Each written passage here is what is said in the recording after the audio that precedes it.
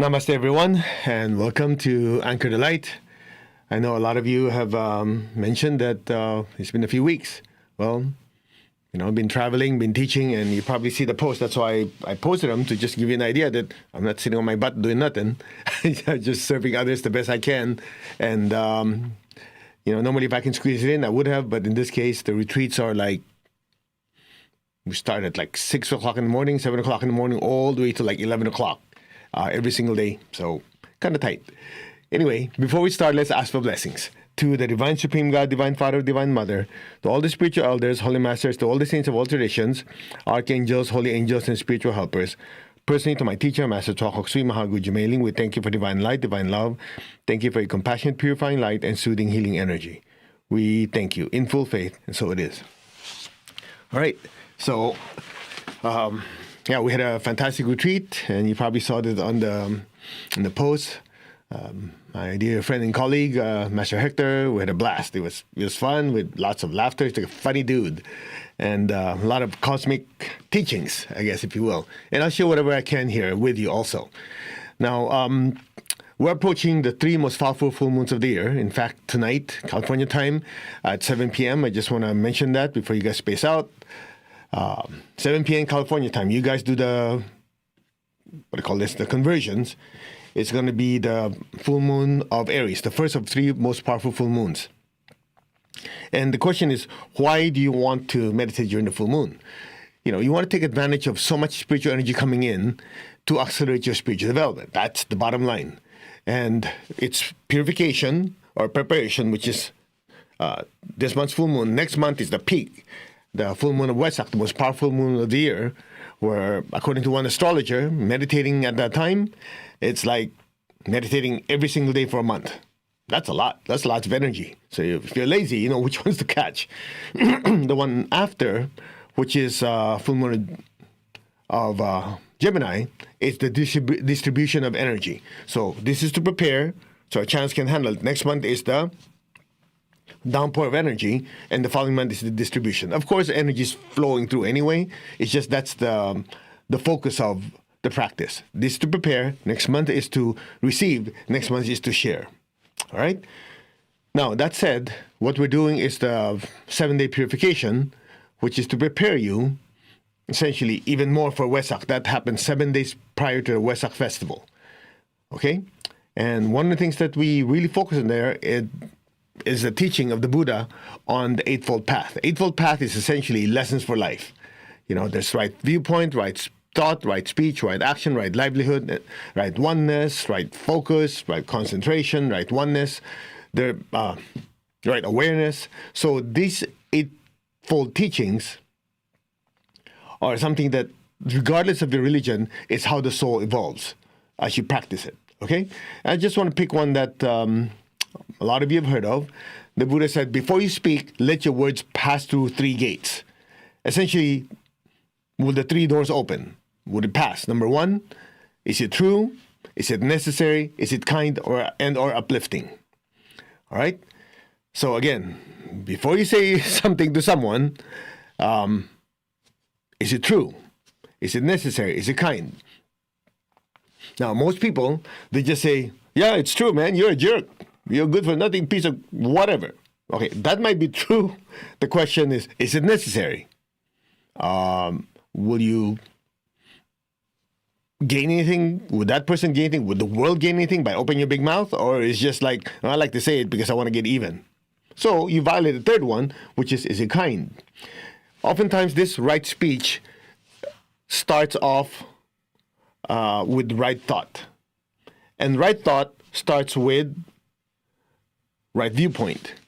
You see, most people don't realize before disengage, usually disengage. Before disengage, the right vantage point and perception comes first. And I cannot tell you how many times I've seen people where I'll just say it like it is. They're miserable because they don't watch what comes out of their mouth. They just blurt it out. And that's a reflection of what goes in their consciousness. So you have people who are, let's just say, in class, they're like, Namaste, namaste, whatever, nice to see you, how you doing, the kindest, nicest person. But man, when you see them outside, when they're not in class, I don't know, they're registering for class and, the numbers don't come out right, or the staff makes a mistake, so, oh, you already paid, sorry, it didn't get registered, we'll look for it. And instead of saying, oh, okay, they just lose it and all kinds of profanity come out of their mouth. I'm going, okay. Number one, there's no right speech, which tells me there's no right thought. And number three, no right viewpoint. Think about it. So one of the things I really love about the teachings of the Buddha, even though most people that belong to other religions make a mistake of saying, oh yeah, I'm not Buddhist.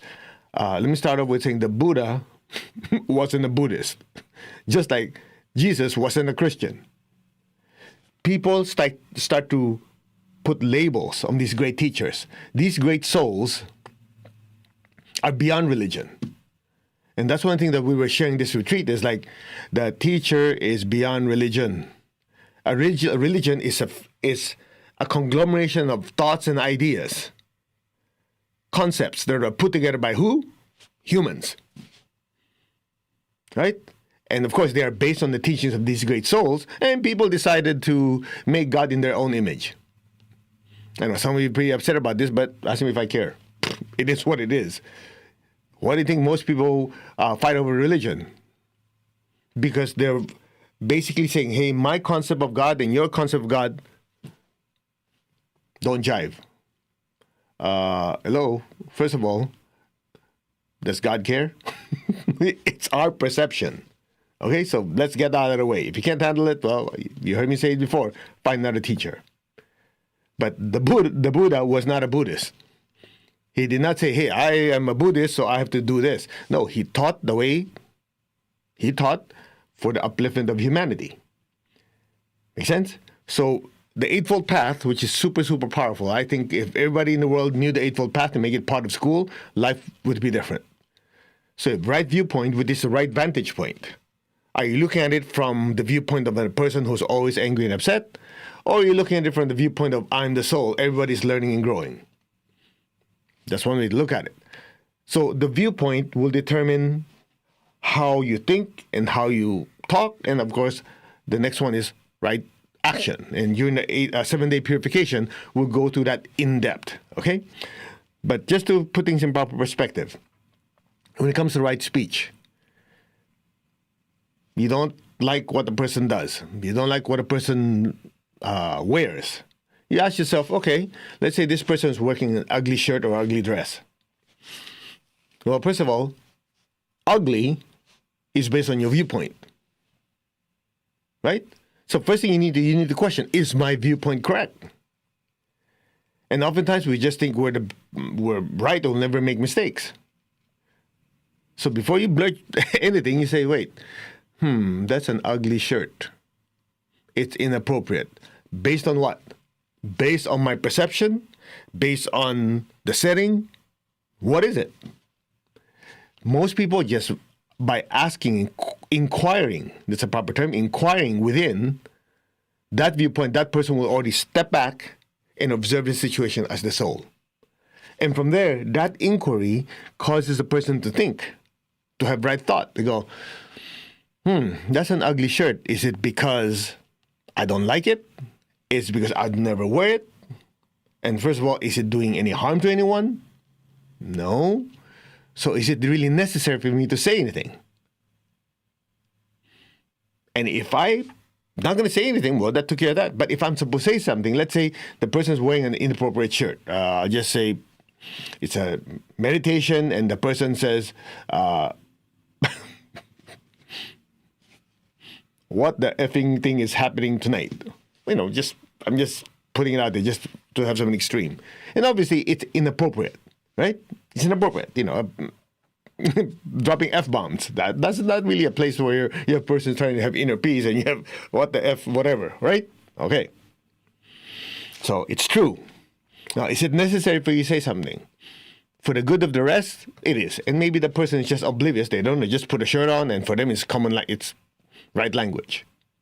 Then you go, let me think about this. All right. Then it's necessary for me to say something. Now, the question, is there a kind way of saying it? That's one way to look at it. Or just say, is it kind if I say something? If I just tell them in their face, hey, you, get out of here. That's not right. Or take off your shirt or change, whatever. Yeah, it's true. It's necessary. But you didn't say it in a kind way. So you change gears. You say, by the way, and you don't tell them in front of the whole group, in front of whatever, 500 people or 3 people, whatever it is. You don't say, hey, by the way, that's an inappropriate shirt, so and so. It makes them feel bad. And what did you gain?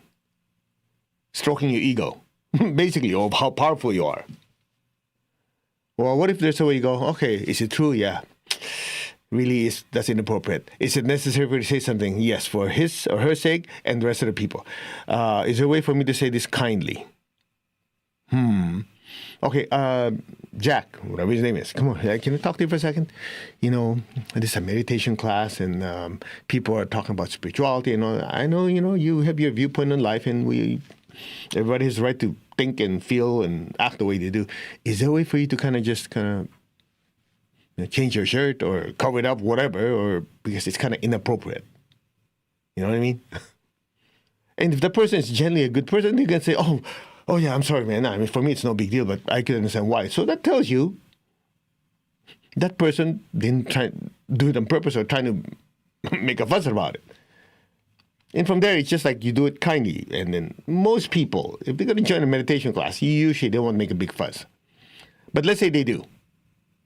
They say, oh yeah, and start having profanities and everything. Then you think about it. Okay, let me reevaluate. So I guess I have to be a little more strict about this because for the benefit of the rest, you just tell them, look, again, it can be done kindly. If you don't change your shirt, I'm sorry, but I have to let you go because it's affecting the rest. Most people, you don't have to go that far. But if you did, that would be the necessary thing to do because what they did, is truly bad, and you did it as kind as you could. It's just a simple example. Is it true? Is it necessary? Is it unkind? Is it kind? And in fact, one way to look at it too, as we cover this in the 7-day purification, you can add one more. Not only is it kind, way of saying something, is it uplifting? Now, you go, well, I don't always control it. Something happens, I just blurt it out. If somebody says something, situation happens, I'm just spontaneous. I just say it. Are you giving an excuse or are you trying to rationalize being dumb? Here you are saying, I'm the soul. I'm not the body, emotions, or thoughts. I control the body, the emotions, thought, and yet you're going to say, well, I can't help it. It's just the way it is. I'm spontaneous. So why are you even bothering listening or studying? Because you're just going to stick to your old ways. Evolution involves a process and making some mistakes. And if you realize, oh yeah, maybe I should change. That's that. Then you improve. Now, if you're stuck with your own ways, then stay as a caveman. There's no way around it. There's no sugarcoating it. If you know something is not appropriate and you're not trying to change it, then you might as well stay as a caveman. Isn't it? We learn from our mistakes. You go, oh yeah, I can't believe I said that. Okay. I won't do it again. Now, to put it in a deeper perspective, one of the things that we experienced this 2 retreats back to back, which is absolutely nuts, trying to do 2 in a row. I remember Master Hector was just sharing some of the things our teacher, Grandmaster Cho, said. He said, when a person goes to one lifetime, the soul learns lessons. And the soul extracts those lessons so the soul, the higher self, grows and evolves. Now, I know some of you are still stuck. Well, what is there to evolve? The soul is already perfect. Well, I got news for you. The soul is not yet perfect. It's on the way to perfection, which involves evolution, which involves time, process, and a lot of screw-ups. So as we go to one lifetime, okay, listen carefully to this one. And when I remember when my colleague Master Hector shared it, what Master Joe taught, I go, that makes a lot of sense. In one lifetime, We mess up, we make mistakes, we do good things. All those lessons are extracted. Data. When the body dies, that data is absorbed by the higher soul, and the higher soul evolves. I'm oversimplifying here, okay? Then the soul says, I have a lot more lessons I have not learned. Let's do this again. So the soul pours its energy back into another set of physical, emotional, mental vehicles or bodies and go to the human drama again. And then, same thing, learns lessons, gets affirmation that, oh yeah, I did that, was good, I was kind to people, that's good, I should retain that. Done. And then again and again. He said, what if? What if? Listen carefully. This is the most important part. What if instead of taking 5 lifetimes to learn five sets of major lessons, what if by entering a spiritual path seriously, you learn from one of your teachers, and the teacher says, watch what you say, what you think, how you act. Practice love and kindness. Don't be injurious. Be generous. Don't steal. Practice honesty. Don't lie. Mature type of honesty, of course, which is the focus today. You're honest, but is it true? Is it necessary? Is it kind? Constancy of aim and effort. And the last virtue is practicing moderation, non-excessiveness. What if, those are the 5 virtues, what if you practice these like what Einstein did as a mind experiment? You go, all right, yesterday somebody hurt my feelings. Okay, let me play it on my head. I scream and yell at the person. What if a similar situation happened? Instead of screaming and yelling at the person, I decided I'm not going to react. I'm going to practice kindness. I'll understand that person had a bad day, so they just had a moment of weakness and actually forgive them. In worst case scenario, if they're like that, I just avoid them. What if? Or there's a temptation to steal some money. You go, well, that money is not mine, although it's there and nobody noticed it. I, the soul, have control over my emotions and the needs of my body. So I'm not going to steal. What if you do this so-called mind experiment? It happens in your consciousness, so much so you're already able to extract that lesson without going to the physical situation and have the negative consequences. Now, you do realize if you're able to do that situation after situation after situation, if that's something the soul has to learn over 5 lifetimes, but you're doing this in your head, lack of a better way of explaining it, in your consciousness, and you extract the lessons,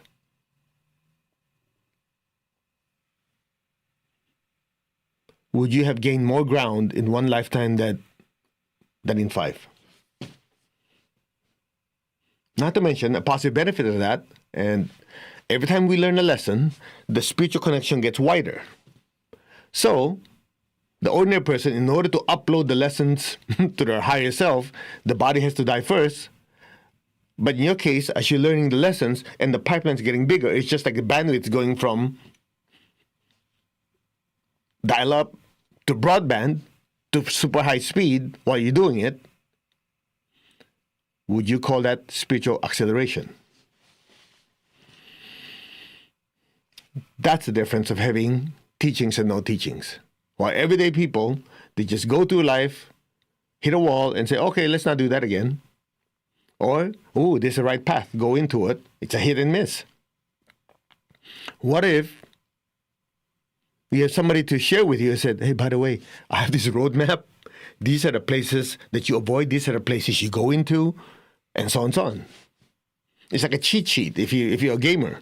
You gotta, okay, get this, pick up this, do this, don't do that. What if you could do that? Number 1, would you save yourself more problems? It's as simple as that. Number 2, would life be more fulfilling? And number 3, which is connected to that, would you feel like more like you're in control?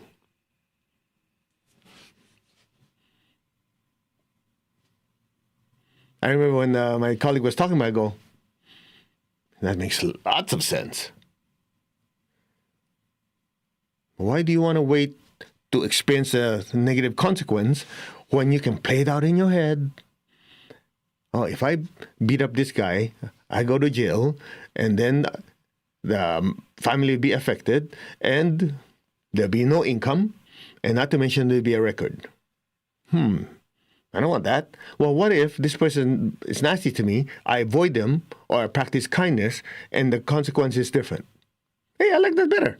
Ta-da! Similar situation comes up, boom, you know what to do. And you do that every part of your life. Does that mean we're not going to fall?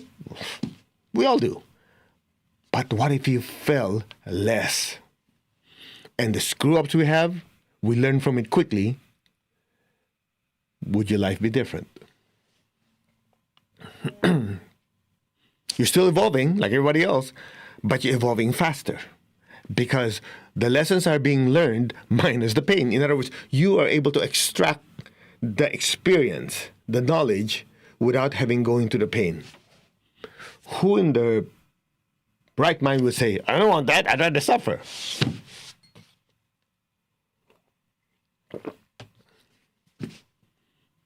Take a few seconds to think about it. That's the difference of having teacher and no teacher. So, when the Buddha was teaching about the Eightfold Path, right viewpoint, that's the most important part. And that's one that we have shared with you so many times. Your opinion is not always yours. Oftentimes, our opinions are based on thoughts and emotions we've created or other people created or we simultaneously created because of circumstances in the past, not necessarily the right one. That's why it's so important to meditate, to pull yourself out of those clouds of thoughts and emotions and just simply observe. Observe. Oh, this tendency to be angry, to be upset, to do this, to that is based on experience that happened before. I created these thoughts and feelings based on that. It doesn't always apply. There are situations where I don't want to beat up anyone. Oh, I thought about it. I should not beat up anyone. So by meditating, you extract yourself from the cloud, observe what's going on, and say, this is what I should do. That's what I should do. That's why you heard this saying, hindsight is always 20/20, or hindsight is perfect vision, right? Because something already happened. Looking back, you go, I shouldn't have done that. I should have done this instead. What if you could play this whole scenario in your mind, extract the lesson without having going through it? It's like playing war games, right? When countries play war games, if I have this nuke and that nuke and they nuke each other, blah, blah, blah, before in the end we kill each other, the earth is over. That's dumb. Okay, let's prevent that. There's a no-win situation for everyone. Okay, let's not do that then. What if you can do that in your everyday life, in your spiritual path? You have the solution. You have the teaching. You know what it is? It's called the 5 virtues. Loving kindness in thoughts, words, and actions. And don't be injurious in them. Be generous, don't steal. Right? Third one, practice mature type of honesty, and that's what we're sharing here. Is it before you say something, you think about, okay, I'm being honest. Is it true? Is it necessary? The example Master Cho uses is like somebody comes to you to rob you. Do you have money? You say, oh, being honest. Oh yeah, I get it. $100,000 in your bank account, in your safe. What is the what do you call this? The combination to get it. Oh, you want to be honest? No. Is it kind? Well, that kind part you go, well, I'm not going to be kind to this person. I'll be kind enough. I'll do what I need to protect myself and my family. Okay. So it's mature type of honesty. Okay? Then you have constancy, aim, and effort, and non-laziness, which I always push. You don't want to be loving sometimes. You don't want to be generous sometimes. You don't want to be honest kind of sometimes. Everything that you do want to be successful, there has to be constancy. Just like, I want to meditate sometimes. So you'll evolve sometimes. So you already have the teaching, constancy of aim and effort, whatever. Don't be lazy. And last part, moderation, non-excessiveness, which is basically all those four: loving kindness, non-injury, generosity, non-stealing, constancy of aim and effort, non-lying, honesty, non-lying. All those have to be balanced. That's what you call moderation. And so on and so on. So by following this pattern, these teachings, you're able to play a mind experiment just like, what's his name? Einstein did, and come up with a conclusion. Isn't it brilliant? Well, the guy's brilliant. It's something we can do. That way you're not going to come across, oh man, I couldn't control my mouth. I couldn't control my mind. Something happened, so I just can't help myself. None of these stupid excuses anymore. And there's less regret. Is that obvious? Most of you know this already. Hopefully this acts as a reminder. And the one that is the most elementary, or the most common one that people screw up in, verbal diarrhea. So you can say something. Number one, is it true? Is it necessary? Is it kind? Very simple. Try doing that for a few days. You notice your life will change.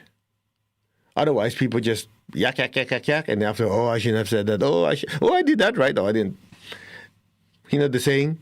Engage mind before engage mouth. Of course, how you engage your mind depends on your viewpoint. If your aura is filled with clouds of thoughts, worries, cares, and negative emotions, negative thoughts from everybody else or yourself, you can't think clearly. You can think clearly, well, you can expect the right words to come out of your mouth. So I hope this short lesson helps. I think growing up, that was one of my, let's just say, challenges. Oftentimes I'll be quote-unquote spontaneous, which is actually just a excuse to be impulsive, right? Just step back, observe, think, and then engage. That's why sometimes you watch people. I have known people that talk for hours, and they talk about useless things. It's like mouth moving air, producing sound waves. But nothing happened. Nobody got uplifted. Nobody's life got better. It's just that they're filling up something that is so precious. Time. So, let's do our meditation. Let me go back to the right here, just to remind you. So, as the Buddha said, before we open our big mouth, let the words pass through these three gates. Is it true? Is it necessary? And is it kind and uplifting? Let's meditate. To the Divine Supreme God, Divine Father, Mother, to all the spiritual elders, holy masters, to all the saints of all traditions, archangels, holy angels, and spiritual helpers, to my teacher, Master Chokhok Sui Mahaguji Mailing, we humbly ask for divine light, love, guidance, help, and protection. Thank you for your compassionate, purifying light and soothing, healing energy. We thank you in full faith. And so it is. I just going to make sure that everything's working here. Sometimes I keep yakking and yakking, and the sound's not working or whatever's not working. And so far, I'm looking through this. Everything looks good. Okay, shall we? Put your hand like this. Let's have right viewpoint. The most important part, right viewpoint, is who is the one observing, who is the one thinking, who is the one feeling, who is the one acting and talking. That's the I. So, shall we? I am that. I'm not this body. I'm not any of my emotions or thoughts. I am the soul, the mover, feeler, and thinker. I am the soul. I am a spiritual being of divine intelligence, divine love, and divine power. That is who I am. Be still. I am connected in one to my higher soul. I am connected in one to divine spirit in me. I am a child of God. I'm one with God. I'm one with all. There's only oneness. Just be still. Just listen to my voice. You are not the body. The real you is not the body, not the emotion or the thoughts. You are the soul that uses the body, the emotions, and thoughts.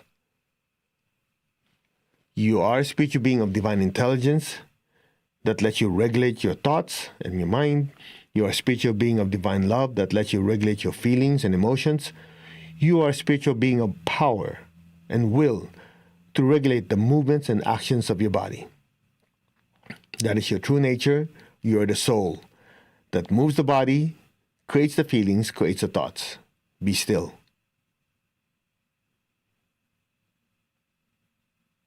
You are connected in one to a higher soul. You are connected in one to the divine spirit in you. You are a child of God. We're all children of God. We're one with God. We're one with all. So it is. Just be still.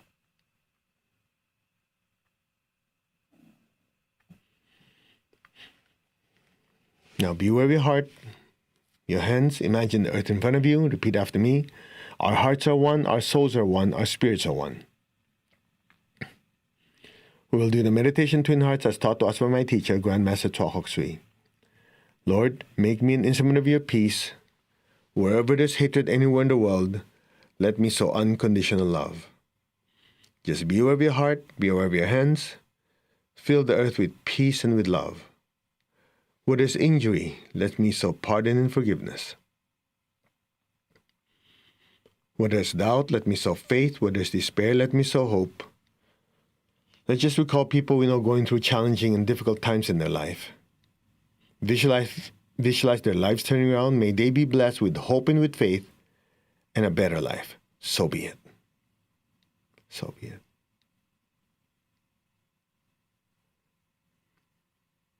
Where there's darkness, let me sow light. Darkness is the absence of spiritual light in one's life. May all be blessed with spiritual light and spiritual awakening. So be it. And where there's sadness, let me sow joy. Just be aware of your heart, be aware of your hands. Fill the earth with peace, with love, with a spirit of forgiveness, with hope and with faith, with light and joy. So be it. So be it. So be aware of your heart, take a deep breath. Be aware of your crown, exhale. Your crown is filled with so much golden light. Imagine the golden light filling up the entire earth. From the heart of God, through my soul, through my entire being, may every person, every being on earth be blessed with love and with kindness. Let all be blessed with great joy and happiness. Joy and happiness. With understanding, harmony, and divine peace. Just fill your home with golden light. Your workplace, the city you live in, the state, the country, may all be blessed with peace, love, and kindness. So be it. May all be blessed with understanding, harmony, and goodwill. So be it. Blessings be to all.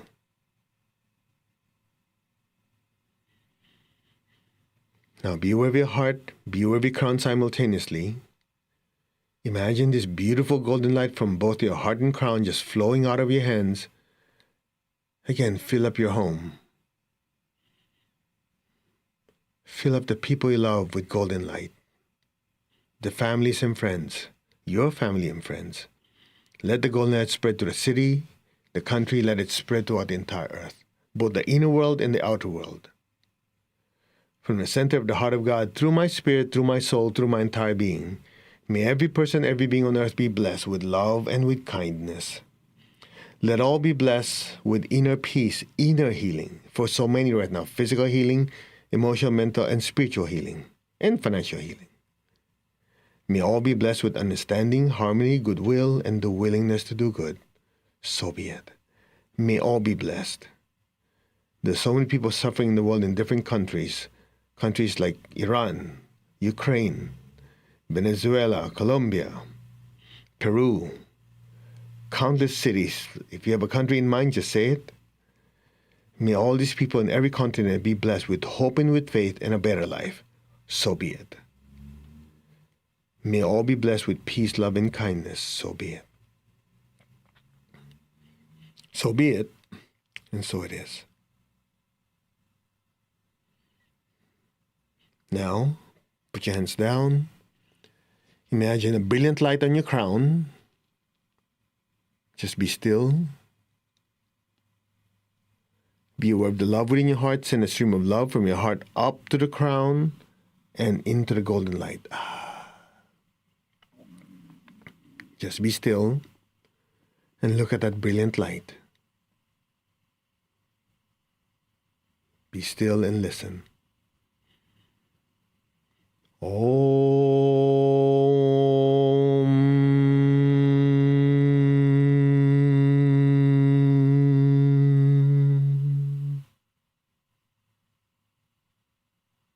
Just look at the light. Only the light. And be aware of the stillness within. Om.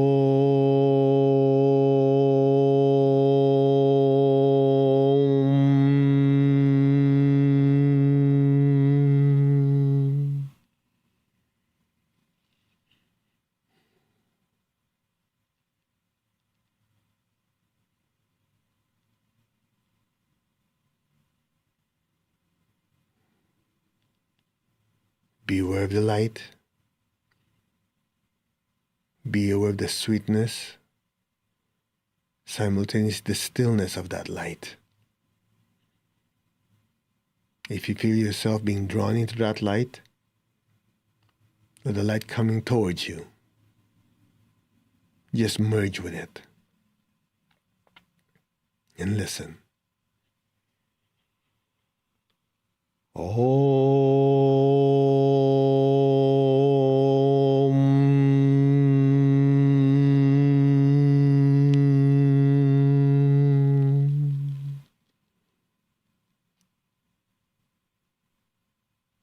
Be still. Be aware of the inner stillness. Be aware of the brilliant light. And just simply let go and let things happen now.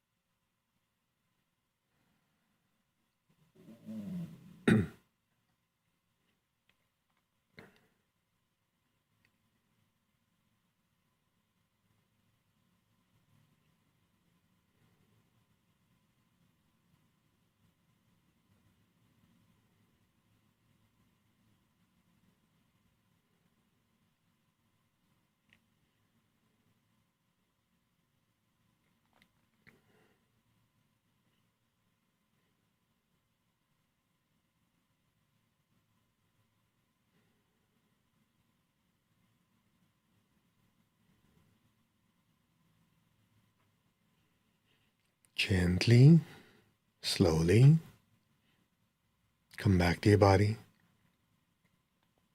Just gently wiggle your fingers, your toes, gently, slowly come back.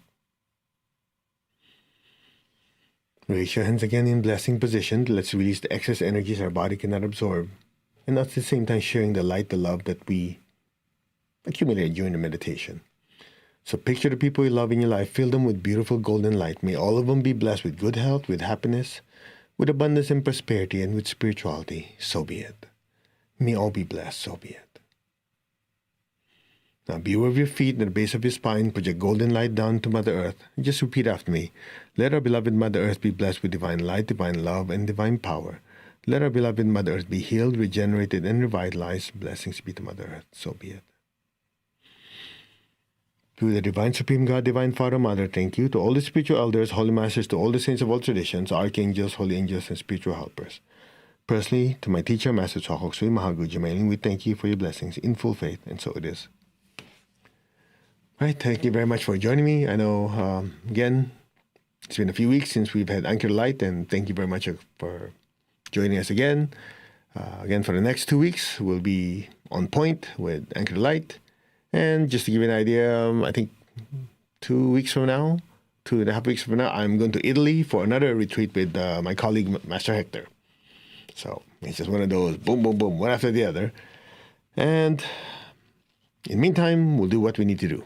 All right, so just a reminder, tonight, which is 8 hours from now, 8 hours and 10 minutes from now, is the Easter full moon meditation, or the full moon of Aries. It's the preparation for the most powerful full moon next month. But we'll still have Anchor Light at 6, which is 7 hours and 10 minutes from now. Okay, so 6 p.m. California time, we'll have Anchor the Light, and then afterwards we'll have the full moon meditation. So if you want your aura roasted, come and join me. Because we're going to do a lot of cleansing tonight on the full moon meditation. We'll harness the divine energy coming down like a massive waterfall, and we'll do chakra scrubbing if you want. We'll just try to disintegrate a lot of these thoughts, emotions that keep us from seeing the light. And in the spiritual tradition, that's called the mud. But there's a saying, no mud, no light. So as we go through this mud, we realize that our light, that we're beings of light. Okay, so I hope you invite your friends, your loved ones to join us. It's going to be very, very powerful. And then just something to look forward to. I'll put this up again, at least the ones in the other, platforms. So April 5, that's tonight, is a full moon meditation. That's a wrong time over there. It's supposed to be 7, not 9.